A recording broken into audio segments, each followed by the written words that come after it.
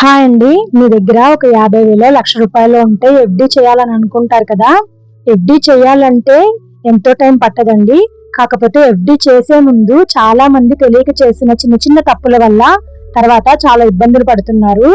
అందుకే ఈ వీడియోలో ఎఫ్డి చేసే ముందు ప్రతి ఒక్కరు తెలుసుకోవాల్సిన 10 ఇంపార్టెంట్ పాయింట్స్ గురించి క్లియర్ గా డీటెయిల్డ్ గా తెలుసుకుందాము. వీడియో ఎక్కడ స్కిప్ చేయకుండా లాస్ట్ వరకు చూడండి. ఈ వీడియో చూసి ఎఫ్డి చేసే ముందు కావాల్సిన చెక్ లిస్ట్ మీ చేతిలో ఉంటుంది. అందరికీ నమస్కారం అండి. Welcome to our channel Sriruthi ideas. మొత్తం డబ్బును ఒకే ఎఫ్డీలో పెట్టడం. ఫర్ ఎగ్జాంపుల్, మీ దగ్గర ఒక 10 లక్షలు ఉన్నాయి. మొత్తం డబ్బును ఒకే ఎఫ్డీగా చేశారు. కానీ ఒక 3 మంత్స్ తర్వాత ఏదైనా ఎమర్జెన్సీ వచ్చి ఒక 2 lakhs అవసరం వస్తే మొత్తం ఎఫ్డీని క్లోజ్ చేయాల్సి వస్తుంది. దానివల్ల మొత్తం ఎఫ్డీ మీద ఉన్న వడ్డీ రాకపోవచ్చు. అదే 10 లక్షలను 5 ఎఫ్డీలుగా ఒక్కొక్కటి 2 లక్షల చొప్పున చేస్తే మనకు అవసరమైనప్పుడు ఒక ఎఫ్డీ మాత్రమే బ్రేక్ చేస్తాము. 4 ఎఫ్డీలు అలాగే ఉంటాయి. దీనివల్ల మన చిన్న ఎఫ్డీకి మాత్రమే కొంచెం వడ్డీ తగ్గుతుంది. కాబట్టి ఒక పెద్ద ఎఫ్డీ కంటే చిన్న చిన్న ఎఫ్డీలుగా చేయడం చాలా మంచి ఆలోచన. వేర్వేరు బ్యాంకుల్లో ఎఫ్డీ రేట్లను కంపేర్ చేసుకోవాలి. చాలా మంది తమకు అకౌంట్ ఉన్న బ్యాంక్ లోనే ఎఫ్డీ చేసేస్తారు. కానీ ప్రతి బ్యాంకు ఒకే ఎఫ్డీ రేట్ ఇవ్వదు.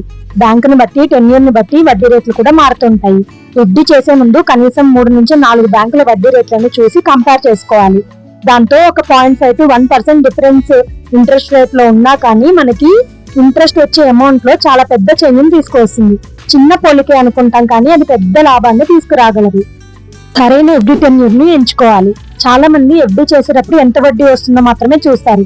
ఎంత కాలాన్ని చేయాలనేది పెద్దగా పట్టించుకోరు. కానీ మనకి 5 సంవత్సరాల తర్వాత అవసరమయ్యే డబ్బును 5 సంవత్సరాల ఎఫ్డీలో వేయాలి. కొన్ని నెలల్లో అవసరమయ్యే డబ్బుని 5 సంవత్సరాల ఎఫ్డీలో పెట్టేస్తే అవసరం వచ్చినప్పుడు ఎఫ్డీని ముందుగా బ్రేక్ చేయాల్సి వస్తుంది. మళ్ళీ ప్రతి టెన్యూర్ కి ఒకే ఇంట్రెస్ట్ రేట్ ఉండదు. 1 సంవత్సరం ఎఫ్డీకి ఒక రేటు, 5 సంవత్సరాల ఎఫ్డీకి ఒక రేటు ఉంటుంది. కాబట్టి ఎఫ్డీ టెన్యూర్ ని మీ అవసరానికి తగ్గట్టుగా ప్లాన్ చేయడం చాలా మంచిది. నామినీ తప్పకుండా యాడ్ చేయండి. ఒక చిన్న పొరపాటు మీ కుటుంబాన్ని నెలల తరబడి బ్యాంక్ లో చుట్టూ తిప్పచ్చు. ఆ పొరపాటు ఏంటంటే ఎఫ్డీలో నామినీ పెట్టకపోవడం. నామినీ అంటే అకౌంట్ హోల్డర్ కి ఏదైనా జరిగితే అకౌంట్ లో ఉన్న డబ్బును క్లెయిమ్ చేసే వ్యక్తి. చాలా మంది ఎఫ్డీ చేసేటప్పుడు నామినీ పేరు యాడ్ చేయరు.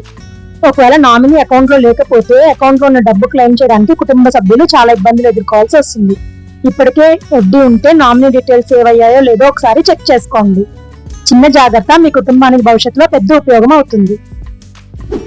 ఎఫ్డీ ఇంట్రెస్ట్ ఎప్పుడు తీసుకోవాలనేది ముందే డిసైడ్ అవ్వాలి. సాధారణంగా ఎఫ్డీలో ఇంట్రెస్ట్ తీసుకోవడానికి 2 ఆప్షన్స్ ఉంటాయి. ఫస్ట్ది ప్రతి నెల లేదా 3 నెలల్లో వడ్డీ మీ అకౌంట్ లోకి రావడం. రెండోది వడ్డీని తీసుకోకుండా ఎఫ్డీలోనే ఉంచడం.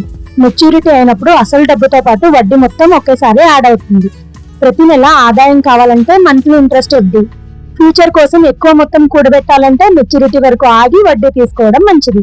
కాబట్టి మనం ఎఫ్డీ చేయడానికంటే ముందే డిసైడ్ అయ్యి బ్యాంక్ లో చెప్పడం చాలా మంచిది. ఫామ్ 15G and 15H గురించి ఇప్పుడు తెలుసుకుందాము. మన ఎఫ్డీపై వచ్చిన వడ్డీ నుంచి బ్యాంక్ టీడీఎస్ కట్ చేస్తే మనం 15G, 15H ఫామ్స్ ఇవ్వాలి. ఎఫ్డీపై వడ్డీ వచ్చినప్పుడు బ్యాంకు టీడీఎస్ కట్ చేస్తుంది. అయితే ఎవరైతే పన్ను చెల్లించాల్సిన అవసరం లేని వాళ్ళు ఉంటారో వాళ్ళు టీడీఎస్ కట్ కాకుండా ఉండాలంటే 15G and 15H forms bank లో ఇవ్వాల్సి ఉంటుంది. ఫామ్స్ ఇచ్చేటప్పుడు మన ఏజ్, ఇన్కమ్ ట్యాక్స్ పే చేస్తున్నామా లేదా అనే డీటెయిల్స్ క్లియర్ గా బ్యాంక్ కి ఇవ్వాల్సి ఉంటుంది. ఎమర్జెన్సీ ఫండ్ మొత్తాన్ని ఎఫ్డీలో పెట్టకూడదు. ఎమర్జెన్సీ ఫండ్ అంటే అనుకోని పరిస్థితుల కోసం ప్రత్యేకంగా పక్కన పెట్టుకునే డబ్బు. ఇది పెట్టుబడి కోసం కాదు, అవసరమైన సమయంలో మనకు రక్షణగా ఉండే డబ్బు. ఫర్ ఎగ్జాంపుల్, ఏదైనా హెల్త్ ఇష్యూస్, జాబ్ పోవడం, హౌస్ రిపేర్, కార్ రిపేర్ లాంటి సిచ్యువేషన్స్ ఎప్పుడు వస్తాయో ఎవరికి తెలియదు. అలాంటి సమయంలో వెంటనే డబ్బు అందుబాటులో ఉంటుంది. అందుకే ఎమర్జెన్సీ ఫండ్ మొత్తాన్ని పూర్తిగా ఎఫ్డీలో పెట్టకూడదు. ఎందుకంటే ఏదైనా అత్యవసరం అయితే డబ్బు వెంటనే కావాలంటే మెచ్యూరిటీకి ముందే ఎఫ్డీని క్లోజ్ చేయాల్సి రావచ్చు. ఎఫ్డీని ప్రీమెచ్యూర్ క్లోజ్ చేస్తే బ్యాంకు పెనాల్టీ వేయవచ్చు. కాబట్టి మన సేవింగ్స్ ని తెలివిగా ప్లాన్ చేసుకోవడం మంచిది. 8th tip, premature closure. FD గడువు పూర్తి కాకముందు క్లోజ్ చేయడాన్ని ప్రీమెచ్యూర్ క్లోజర్ అంటారు. ప్రీమెచ్యూర్ క్లోజర్ చేసినప్పుడు బ్యాంక్ ఇంట్రెస్ట్ రేట్ పై పెనాల్టీ వేస్తుంది. అందుకే ఎఫ్డీ చేసే ముందు ప్రీమెచ్యూర్ క్లోజర్ గురించి క్లియర్ గా అడిగి తెలుసుకోవడం మంచిది. 9th టిప్, చాలా మంది ఎఫ్డీ చేసిన తర్వాత రిసిప్ట్ నెఫ్ట్ పెట్టి మర్చిపోతారు. కానీ ఆ రిసిప్ట్ పోతే చాలా ఇబ్బంది పడాల్సి వస్తుంది. అందుకే ఎఫ్డీ బాండ్ ని చాలా జాగ్రత్తగా ఫైల్ లో పెట్టుకోవడం మంచిది. అట్లాంటి important tip, FD maturity date ని మర్చిపోకుండా ఉండాలంటే ఒక రిమైండర్ పెట్టుకోవడం చాలా మంచిది. చూసారు కదా ఫ్రెండ్స్, ఎఫ్డీ చేసే ముందు ఈ 10 విషయాలు గుర్తుపెట్టుకోండి. ఈ వీడియో మీకు యూస్ఫుల్ అనిపిస్తే మీ ఫ్రెండ్స్ అండ్ ఫ్యామిలీకి షేర్ చేయండి. ఇలాంటి మరిన్ని బ్యాంకింగ్ టిప్స్ కోసం మన ఛానల్ ని సబ్స్క్రైబ్ చేసుకోండి.